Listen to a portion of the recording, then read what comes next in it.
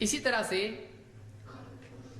بچے بھی عید کی نماز کے لیے جا سکتے ہیں، اس میں کوئی حرج نہیں ہے۔ ابن عباس رضی اللہ تعالیٰ کہتے ہیں خرجت مع النبی صلی اللہ علیہ وسلم یوم فطر او اضحیٰ، عید الفطر کے دن یا عید الاضحیٰ کے دن میں اللہ کے نبی صلی اللہ علیہ وسلم کے ساتھ نکلا، فصلی ثم خطب، اللہ کے نبی صلی اللہ علیہ وسلم نے نماز پڑھی عید کی اور اس کے بعد خطبہ دیا، ثم اتى النساء، اس کے بعد وہ عورتوں کے پاس آئے، عورتیں الگ تھیں تو آپ عورتوں کے پاس اسپیشلی گئے، فوعظہن وذکرہن وامرہن بالصدقہ، تو آپ نے عورتوں کو واعظ کیا، آپ نے ان کو نصیحت تنبیہ کی اور آپ نے ان کو صدقے کا حکم دیا۔ تو مردوں میں خطبہ دینے کے بعد آپ کہاں گئے؟ عورتوں کے پاس گئے، عورتیں پیچھے ہوتی ہیں، بہت ممکن ہے ان تک آواز نہ پہنچی ہو، تو آپ خاص طور سے عورتوں میں بھی گئے، خاص طور سے عورتوں میں آپ نے واعظ اور نصیحت کی اور ان کو کس چیز کا حکم دیا؟ صدقے کا حکم دیا۔ معلوم ہوا کہ اسلام میں عورت کا بھی مال اس کی اپنی پراپرٹی تسلیم کیا گیا ہے، عورت کے پاس بھی مال ہو سکتا ہے، وہ خود اپنا صدقہ خود دے سکتی ہے، تو آپ نے عورتوں کو بھی صدقے کا حکم دیا۔ اس کو امام البخاری نے روایت کیا ہے۔ اس سے معلوم ہوا کہ ساتھ میں کون تھے؟ کہتے کہ میں نکلا نماز کے لیے عید کی، کس کے ساتھ؟ اللہ کے نبی صلی اللہ علیہ وسلم کے ساتھ۔ ابن عباس بچے تھے اس وقت میں، چھوٹے بچے تھے۔ کتنے بچے؟ نماز میں رات میں حضرت میمونہ کے یہاں پر سوئے ان کی خالہ، اور وہاں پر نماز پڑھی رات میں، اور رات میں اٹھے، اللہ کے رسول صلی اللہ علیہ وسلم نماز پڑھنے کے لیے کھڑے ہو گئے، یہ اٹھے جا کے وضو وغیرہ کر کے آ کے آپ کے لیفٹ میں کھڑے ہو گئے، بائیں طرف۔ آپ صلی اللہ علیہ وسلم نے کان پکڑ کے پیچھے سے کھینچا کدھر؟ دائیں طرف۔ چھوٹے بچے تھے، نہیں معلوم کہاں کھڑا ہونا چاہیے، اور پھر دھیرے دھیرے ان کو نیند آتی تھی نماز میں، تو آپ ان کا کان پکڑ کے نماز ہی میں کیا کرتے تھے؟ کان پکڑ کے ان کو اس طرح سے جگاتے تھے، نماز ہی میں، نماز پڑھ رہے ہیں لیکن اس میں ان کا کان پکڑتے تھے، چھوٹے بچے تھے وہ۔ اسے یہ بھی معلوم ہوتا ہے کہ اگر کسی کا موبائل بجنے لگے تو بند کر سکتا ہے، جب جگانے کے لیے کان نہیں کر سکتے تو اس کا کان منہ بند کرنا زیادہ ضروری ہے اس کا۔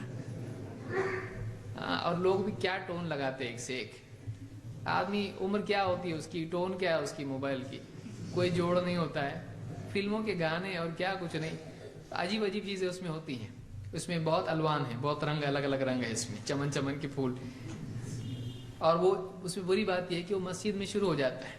اچھا وہ یہ سمجھتا کہ اب میں بند بھی نہیں کر سکتا، میری نماز خراب ہو رہی، اللہ کے بندے تیری نماز نہیں سب کی نماز خراب ہو رہی ہے، اس کو چاہیے کہ نکالے اور اس کو بند کرے، بند کر دینا اس کے لیے ضروری ہے، کیونکہ یہ منکر ہے، اس کو روکنا ضروری ہے۔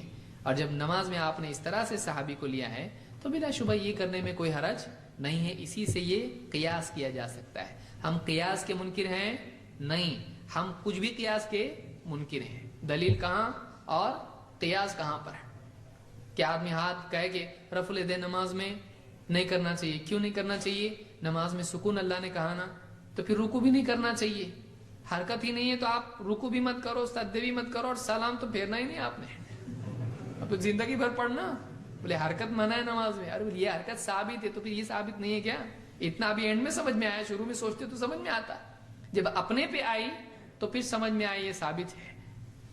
دعا کے بارے میں کوئی آدمی، اب دوسرا ٹاپک ہے یہ، آمین کے بارے میں، آمین دعا ہے، آہستہ سے کرنا چاہیے، دعا کے بارے میں قرآن میں آہستہ دعا کرنا چاہیے، اچھا، اور پھر باقی 5 ٹائم کی نماز کے بعد میں جو کرتے ہو اس کو زور سے، پھر سلام بھی آہستہ کرو، سلام بھی کیا ہے؟ السلام علیکم، وہ بھی آہستہ کرو، دعا دے رہے نا آپ اس کو، تم پر سلامتی ہو، اس کو بھی آہستہ بولو، اس طرح سے آپ کرو اس کو، بولے گے یہ زور سے ثابت ہے، پھر اتنا پہلے سمجھ میں نہیں آیا، آمین زور سے ثابت نہیں ہے، آدمی بہت ہاں ٹھیک ہے پھر سمجھ میں آتا اس کے، تو جو نہیں سوچتا ہے اس کو سمجھانا پڑتا ہے تب جا کے اس کی سمجھ میں آتا ہے۔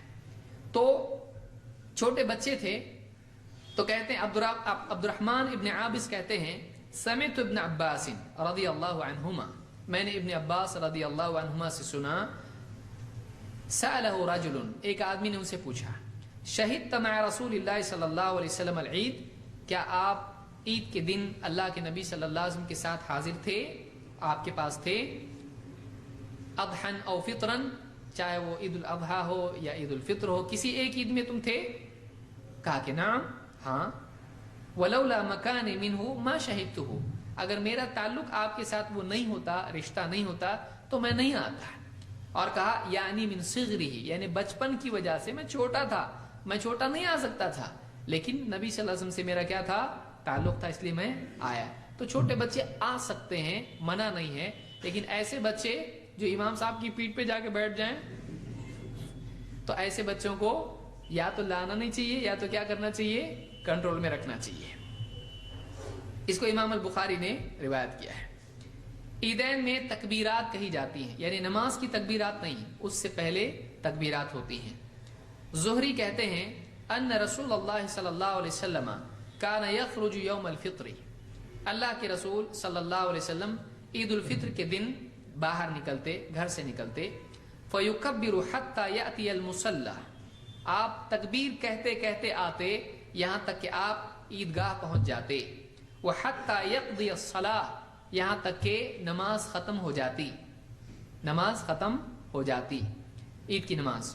فاذا قضى الصلاۃ، پھر آپ جب نماز ختم کر دیتے، قطع التکبیر، آپ تکبیر روک دیتے۔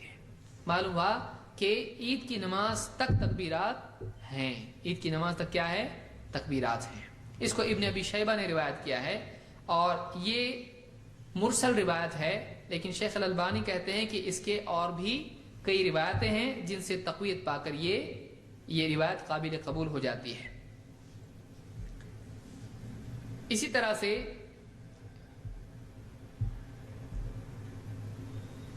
امام جب آ جائے خطبے کے لیے، اور امام جب خطبے کے لیے کھڑا ہو جائے تو تکبیر روک دینا چاہیے۔ ابن عمر رضی اللہ تعالیٰ کے بارے میں روایت ہے انہ کان یغدو یوم العید، عید کے دن وہ صبح سویرے جاتے، ویکبر ویرفع صوتہ حتی یبلغ الامام، اور وہ تکبیر کہتے رہتے اور اونچی آواز سے تکبیر کہتے یہاں تک کہ امام آ جاتا، یہاں تک کہ امام آ جاتا۔ اس کو ابن ابی شیبہ نے اپنی مصنف میں روایت کیا ہے، اور اس سے بات معلوم ہوتی ہے کہ امام آ جانے پر یا امام یعنی وہاں پہنچ جائے تو تکبیر کیا کرنا چاہیے؟ روکنا چاہیے۔ اس کے بعد نماز ہوگی، اس کے بعد خطبہ ہوگا، اور اس کے بعد جو بھی آگے کے معاملات ہیں ہوں گے۔ تو اس سے معلوم ہوتا ہے کہ امام آنے تک تکبیرات ہیں، عیدگاہ میں جا کر آدمی کو تکبیرات کہتے رہنا چاہیے۔ بعض مساجد میں ترتیب ہوتی ہے کہ جو بھی بستی کے کچھ لوگ ہوتے ہیں جن کو کچھ کام نہیں ہوتا ہے، ان کو پکڑ کے لاتے ہیں، مائک ان کے سامنے رکھتے ہیں، اور وہ ایک آواز میں اللہ اکبر اللہ، ایک آواز میں بالکل مل کر یعنی تکبیرات کہتے ہیں۔ ایک آواز سے اس طرح سے ذکر کرنا اسلام میں نہیں ہے۔ اپنے اپنے طور پر اللہ اکبر لا الہ الا اللہ اللہ اکبر وللہ الحمد، اپنے اپنے طور پر وہ کہیں، سب کے سب کہیں، لیکن سب مل کے ایک آواز میں، اس کا کوئی ثبوت نہیں ہے، علماء نے اس کو بدعت کہا ہے۔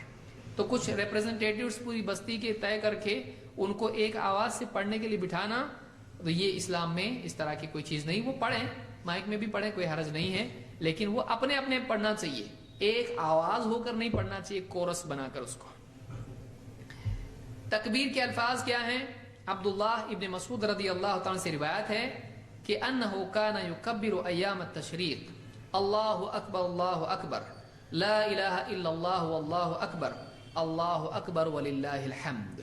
اس کو ابن ابی شیبہ نے اپنی مصنف میں روایت کیا اور اس کی سند صحیح ہے کہ عبداللہ ابن مسعود رضی اللہ تعالیٰ عنہ ایام التشریق میں، ایام التشریق عید کے بعد کے 3 دن جو بھی عید ہیں، یہ 3 دن بھی کیا ہیں؟ یہ عید کے دن ہے، اسلام میں اس کو عید کے دن مانا جاتا ہے۔ ان میں تکبیرات کہتے تھے، کیا تکبیرات کہتے تھے؟ اللہ اکبر لا الہ الا اللہ واللہ اکبر وللہ الحمد۔ یہ کیا ہے؟ یہ تکبیرات العیدین ہے، دونوں عیدوں میں یہ تکبیرات کہنا چاہیے۔ یہ صحابہ سے ثابت ہے، اور صحابی اگر کوئی عبادتی عمل کریں تو ہمارے نزدیک وہ بھی دلیل ہوتا ہے۔ شہادات اگر صحابہ کے ہیں اور ان میں آپس میں کسی مسئلے میں اختلاف ہو جائے تو فَإِن تَنَازَعْتُمْ فِي شَيْءٍ فَرُدُّوهُ إِلَى اللَّهِ وَالرَّسُولِ، اگر تم میں کسی چیز میں اختلاف ہو جائے تو اس معاملے کو اللہ اور اس کے رسول کی طرف پھیر دو۔ تو اس صورت میں ہم دیکھتے ہیں کہ جس کی بات کتاب و سنت کے مطابق ہے اس کو تسلیم کر لیتے ہیں۔ ایسے امور جو اذکار وغیرہ صحابہ سے ثابت ہیں، یہ تعبدی امور سے ہیں، عبادتی اعمال ہیں، جو اپنی رائے سے ہم کر سکتے ہیں نہیں، تو صحابہ کیسے اپنی رائے سے کریں گے؟ لہٰذا اس کو بھی لیا جاتا ہے اور اس پر عمل کیا جاتا ہے۔ بہرحال